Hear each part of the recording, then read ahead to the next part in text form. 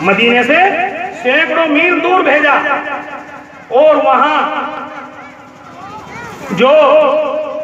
دشمن تھے وہ پہاڑ کے پیچھے چھپے ہوئے تھے، اور مسلمانوں کو اس کا علم نہیں تھا کہ پہاڑ کے پیچھے کوئی ہے یا نہیں ہے، اور اس قوم کا کمانڈر، اس قوم کا جو سردار تھا مسلمانوں کا، وہ ساریہ تھا، ساریہ۔ حضرت عمر فاروق رضی اللہ تعالیٰ عنہ کو اللہ نے وہ تمام وہاں کا منظر دکھا دیا، اور آپ تقریر کرنے کے لیے، خطبہ دینے کے لیے منبر پر جا رہے تھے، اور اس وقت بھائی ادھر غور کرو، کیونکہ جب توجہ ہوگی تو کچھ بات کہی جائے، نہیں توجہ ہوگی تو کچھ نہیں، جو کچھ ہے وہ بھی ختم ہو جائے گا۔ تو میرے محترم دوستو، بزرگوں، حضرت عمر فاروق جب منبر پر جا رہے تھے، اس وقت آپ نے کہا یا ساری الجبل، یا ساری الجبل، کہ ساریہ پہاڑ سے بچ، ساریہ پہاڑ سے بچ۔ یہ الفاظ 2-3 مرتبہ حضرت عمر فاروق نے اپنی زبان سے مدینے کے اندر نکالے، اور وہ فوج وہاں سے سینکڑوں میل دور تھی، وہ فوج وہاں سے سینکڑوں میل دور تھی۔ اللہ نے اس ہوا کے ذریعے اس آواز کو وہیں پہنچایا۔ جب وہاں سے وہ فوج واپس آئی اور انہوں نے اپنی کارگزاری سنائی، تو انہوں نے یہ بتلایا کہ ہم چاروں طرف سے گھر چکے تھے، چاروں طرف سے گھر چکے تھے، دشمن نے ہم کو بیچ میں لے لیا تھا، لیکن ایک آواز آئی تھی یا ساری الجبل، یا ساری الجبل، کہ ساریہ پہاڑ سے بچ۔ اور اس آواز کو سنتے ہی ہم فوراً چوکنے ہوئے، اور پھر ہم کو کامیابی ملی۔ تو اس وقت جو وہاں مدینے کے اندر موجود تھے، جس وقت حضرت عمر فاروق کی زبان سے نکلا تھا، تو انہوں نے کہا کہ یہ یا ساریل کا جملہ تو حضرت عمر فاروق نے کہا تھا، اور وہ حضرت عمر فاروق کی زبان سے نکلی ہوئی بات اللہ نے ہواؤں کے ذریعے وہاں سینکڑوں میل دور پہنچائی۔ آج تو یہ موبائل اب چلے ہیں، اور یہ واقعہ تو 1400 سال پہلا ہے کہ ہواؤں کے اوپر بھی اس مسلمان کی حکومت چلتی تھی، ہواؤں کے اوپر بھی اس مسلمان کو طاقت تھی کہ جہاں آواز پہنچانا جائے وہی آواز پہنچ جاتی تھی۔ یہ کیا وجہ تھی؟ یہ وجہ یہی تھی کہ اللہ نے جو فرمایا یا ایھا الذین آمنوا آمنوا باللہ ورسولہ، کہ ایمان والو ایمان لاؤ، سچا یقین رکھو اور اللہ کے احکام کے اوپر عمل کرنے والے بنو، اللہ کی مدد تمہارے شامل حال رہے گی، اور ہر چیز کے اوپر تمہاری حکومت ہوگی۔ تو میرے محترم دوستو، ہواؤں کے اوپر اس مسلمان کی حکومت کب؟ جبکہ ایمان کے تقاضوں کے اوپر صحیح عمل کرنے والا بنے، اور پانی کے اوپر اس کی حکومت، زمین کے اوپر اس کی حکومت۔ اور چوتھا جز کیا ہے اس مسلمان کا؟ آگ، یعنی آگ بھی اس کی پیدائش کے اندر شامل ہے، 4 چیزوں سے جو بنا اس میں آگ بھی شامل ہے۔ حضرت عمر فاروق کے دور ہی کے اندر مدینے کے قریب ایک آگ نکلی، ایک آگ نکلی، اور وہ آگ مدینے کی طرف کو بڑھتی ہوئی آ رہی تھی۔ حضرت عمر فاروق نے حضرت داہیہ کلبی ایک صحابی تھے، ان کو کہا کہ تم اس آگ کو پیچھے ہٹاؤ، اس آگ کو پیچھے ہٹاؤ۔ تو انہوں نے اپنے کپڑے کا ایک کوڑا بنایا، جیسا کہ آج کل ہم کوڑا بنا لیتے ہیں نہیں، تو اسی طرح ایک کوڑا بنایا، اور وہ کوڑا جس طرح ایک جانور کے مارا جاتا ہے اس طرح وہ آگ کو مار رہے تھے، اور آگ پیچھے ہٹتی ہوئی جا رہی تھی، اور جہاں سے نکلی تھی وہیں جا کر وہ چھپ گئی۔ تو میرے محترم دوستو اور بزرگوں، میرے کہنے کا مقصد یہ ہے کہ اللہ نے ایمان لانے کے بعد پھر ایمان لانے کا اپنے اوپر، اپنے رسول کے اوپر ہم کو حکم کیوں دیا؟ وہ اسی لیے دیا تاکہ جس طرح ہم زبان سے اقرار کرتے ہیں، جس طرح ہم زبان سے اقرار کرتے ہیں، اسی طرح ہم دل سے بھی اللہ کے اوپر یقین کرنے والے بنے، اور عمل سے بھی ہم اللہ کی باتوں کے اوپر عمل کرنے والے بنے، تو انشاءاللہ دنیا کے اندر بھی ہم کو کامیابی ملے گی، اور آخرت کے اندر بھی ہم کو کامیابی ملے گی۔ تو میرے محترم دوستو، آپ حضرات کے سامنے اس وقت جو ہیں استاد محترم، اساتذہ، یعنی جو استادوں کے بھی استاد یعنی ہمارے بھی استاد اور ہمارے استادوں کے بھی استاد اور جو ہمارے شاگرد ہیں ان کے بھی استاد وہ یہاں تشریف لا چکے ہیں۔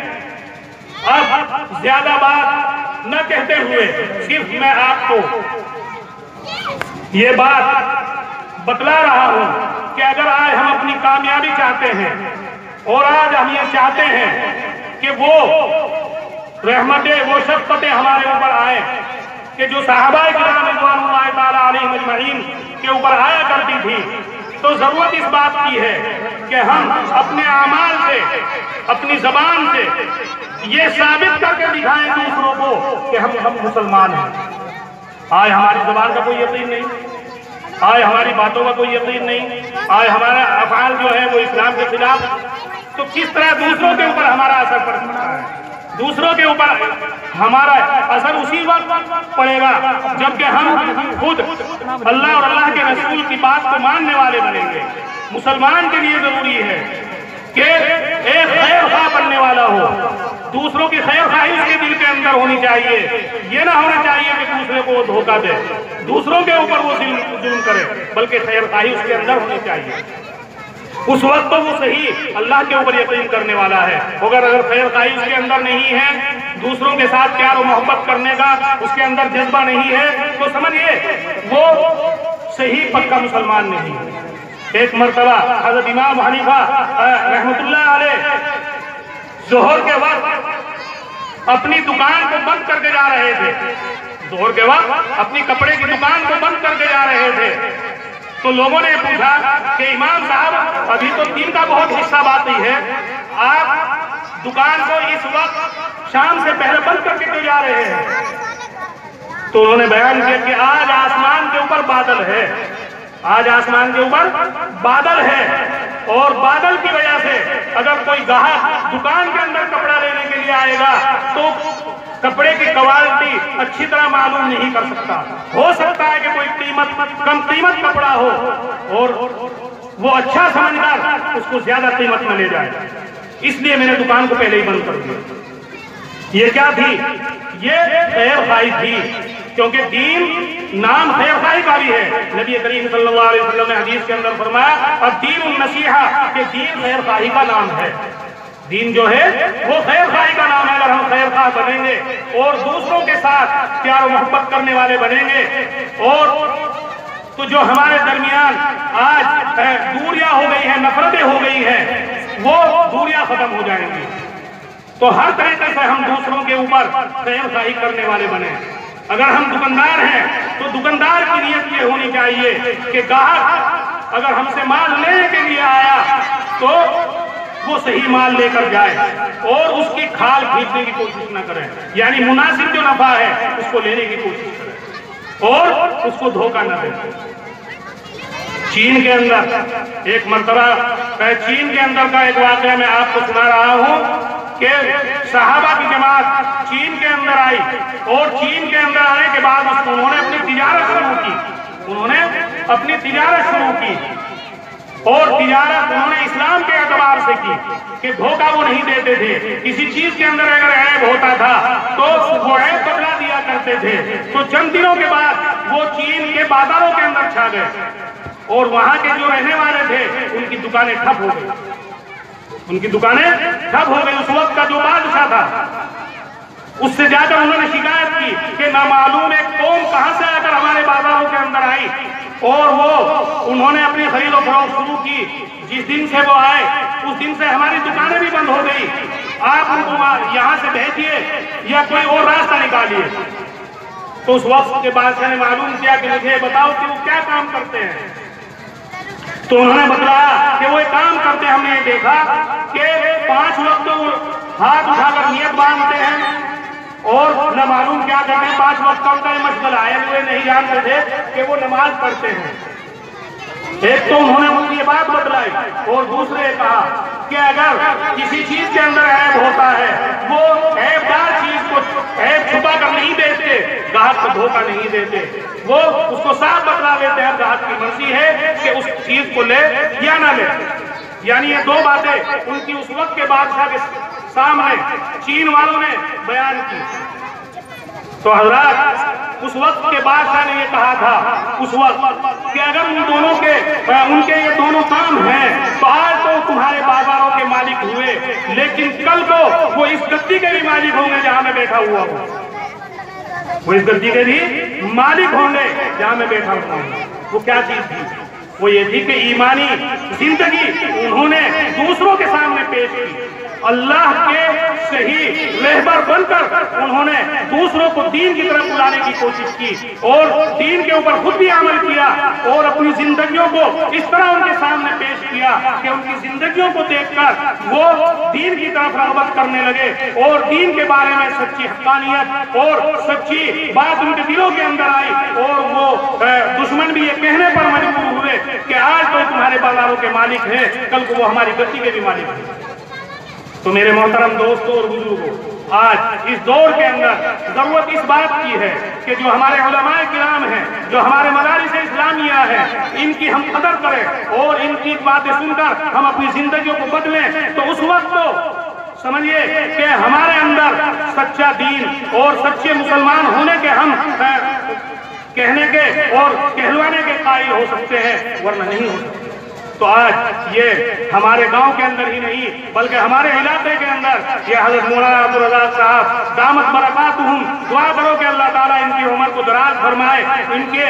سائے کو قادر ہمارے سروں کے اوپر قائم فرمائے۔ جب نعمت درمیان سے چلی جاتی ہے اس وقت قدر ہوتی ہے، اس وقت قدر ہوتی ہے۔ آج شیطان کے تو حملے ہمارے اوپر ہیں کہ جب تک عالم زندہ رہتا ہے، جب تک عالم زندہ رہتا ہے تو اس کی برائیاں ہمارے دلوں کے اندر ڈالتا رہتا ہے۔ ٹول کر دیکھیں ہم اپنے دلوں کو کہ جب تک عالم زندہ رہتا ہے تو اس کی برائی ہمارے دلوں کے اندر ڈالتا رہتا ہے۔ کیوں؟ کہ اس عالم سے ہم فائدہ نہ اٹھا سکتے، اور جب عالم کا انتقال ہو جاتا ہے تو اب اس کی محبت ڈالتا ہے اور بہت سے محبت میں آ کر کئی قبروں کو پوج رہے ہیں، قبروں کے اوپر چادر چڑھا رہے ہیں، اب اس سے کوئی فائدہ نہیں ہوتا، کیونکہ جب انتقال فرما گیا، دنیا سے چلا گیا تو اب اس سے کچھ فائدہ حاصل نہیں ہو سکتا۔ تو مرنے کے بعد تو محبت آتی ہے، اور جب تک زندہ رہتا ہے تو یہ ہمارا دشمن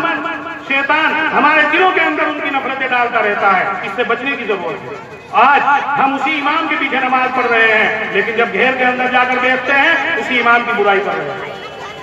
یہ اکثر بات ہے نہیں، اسی عالم کی ہم باتیں سنتے ہیں، لیکن جب الگ سے بات کرتے ہیں تو اسی کی برائی ہماری زبانوں کے اوپر ہوتی ہے۔ تو یہ نہ ہونا چاہیے۔ تو میرے محترم دوستو، وقت بہت زیادہ ہو چکا، کیونکہ حضرت کے سامنے میں کیا کہہ سکتا تھا، بس یہ چند باتیں جو میں نے کہی یہ صرف اس لیے کہی کہ آج انسان اپنی قیمت کو جانے کہ انسان بنا ہے چار چیزوں سے،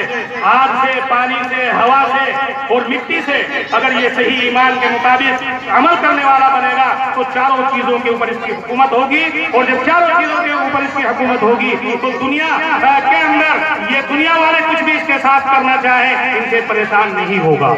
تو اللہ رب العزت سے دعا ہے کہ اللہ تعالیٰ ہم سبھی کو جو باتیں میں نے کہی ان کے اوپر عمل کرنے کی توفیق عطا فرمائے، اور مدارس اسلامیہ سے اور علماء کرام سے زیادہ محبت کرنے کی اور ان سے تعلق رکھنے کی ہم سبھی کو توفیق عطا فرمائے۔ وآخر دعوانا الحمدللہ رب العالمین۔